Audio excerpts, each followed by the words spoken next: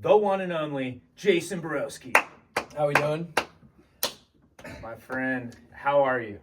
I am pretty good. I'm half broken right now. I got my turtle shell on. Yes. I fractured my T8 like about a month and a half ago, and tomorrow I get this thing off though, so I'm pretty hyped about that. Yeah. Yes, dude. Great news.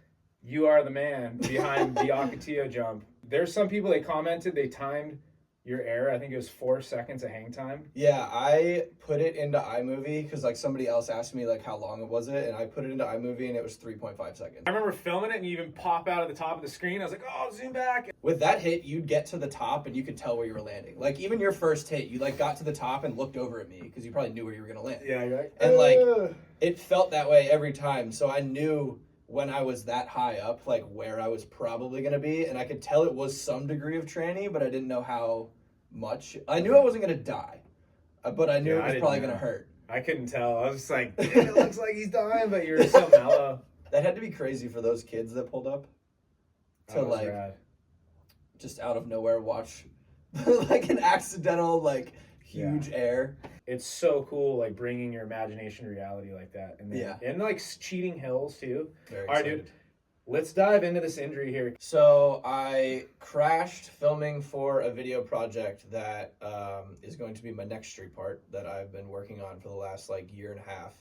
And I was filming my ender, well, what was going to be my ender, and it still will be. I'm going back to redo this.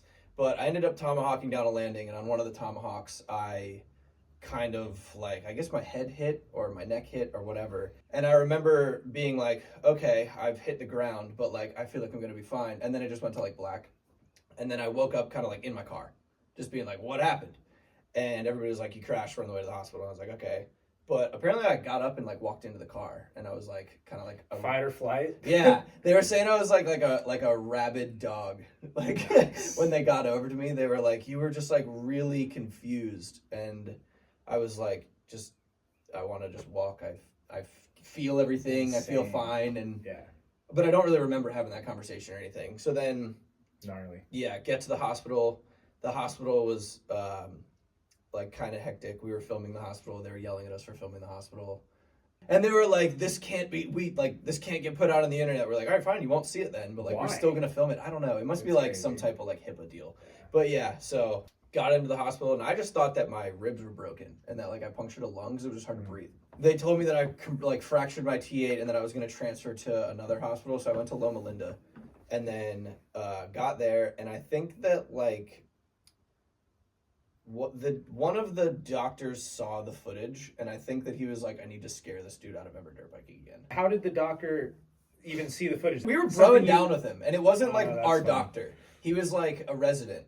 And we were just like having a conversation. He was just honestly like, when you go to the hospital, they put you on like all types of crazy stuff. You know what I mean? I was on like fentanyl and like morphine and like hey, what's up? Dude, I was having a conversation. They were like, we're gonna give you fentanyl, best friend. And I was like, fentanyl? So like after the footage was shown, I mean, it was word like gets out and like they like shut it down. Yeah. So we're in the hospital. It was like the talk was that okay, you might leave tonight, maybe you'll leave tomorrow, and like. At this point, it was just like me and two homies, Kyle and Fatty, in the hospital. Shout out to them. Like, so the footage is seen, and now like so, you were gonna maybe get discharged, but like it changed the tune. So I was gonna maybe get discharged, and then the dude sees the footage, and he was like, "All right, I'm gonna be right back," and then like comes back in and was like, "So, I looked at your X-rays. What we're probably gonna do is fuse your back."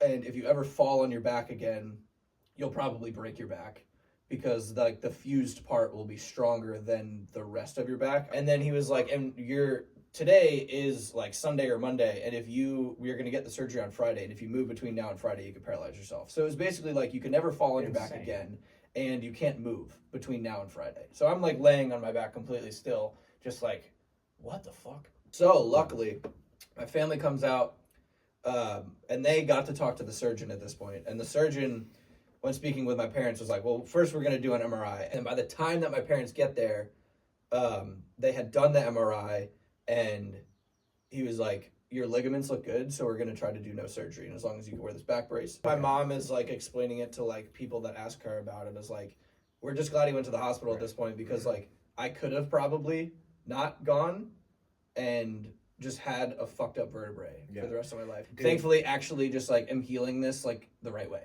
Yeah. So having seen the footage though, yeah, you go to the hospital. That clip and the fact that you're gonna be okay is just like insane. Thankfully, I also feel like I got like a nice perspective out of it from being in the hospital, thinking like I might never do fun shit to the extent that I want to as much again, you know? Do we have a name for this yet? We don't have a name, but it's in the works. Okay. Heavy Hitters has been helping me get it filmed. So shout out to Heavy Hitters. Cool. But we don't have a title yet. I would say timeline with injury, like healing and everything. My goal is like midsummer, I would say.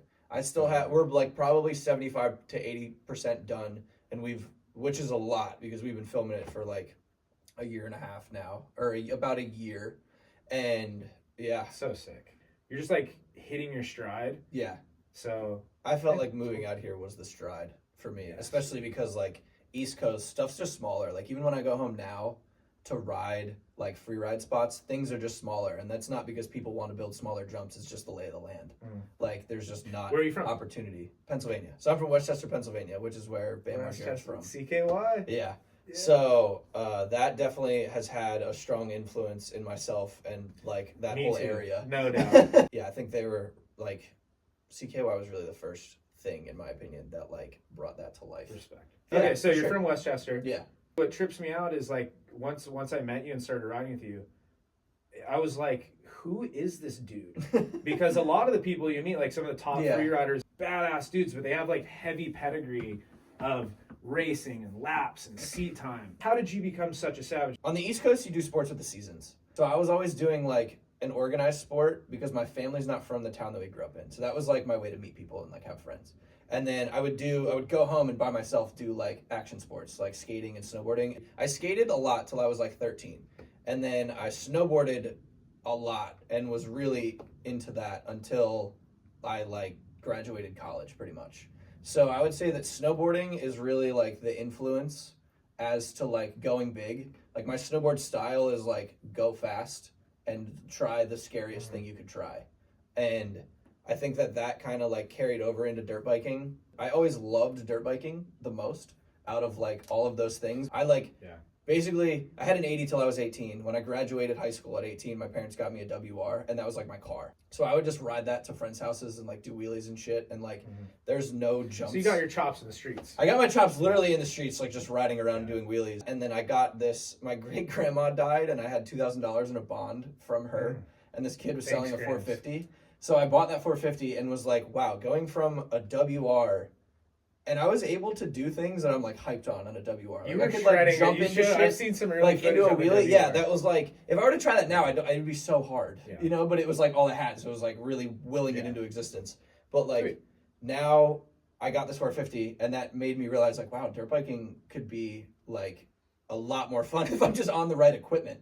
So then I bought a newer 450, and then that was kind of when I started to like, not necessarily that I wasn't like taking it seriously, like I was always trying to like be better at it all the time, but I never really like felt like I had the opportunity to like train more or less, or like have anywhere to really like try. All right, dude, so we're bridging the gap in between you just being a hungry kid wanting to stunt in PA, and then how'd you get the ball rolling just to end up here in California? So like to California specifically, I have to give Hunter Dyer and No Limits dudes a lot of credit, because they were the first people that I saw from PA like come out here. That like the logistics of that is more possible than I thought, you know. And like I had been to California as a kid, and I had always also wanted to like I was saying, on the East Coast you do things with the seasons, and I always was like, I wonder like what it would be like to just pick one thing and roll with that like as hard as you can go. And it's like,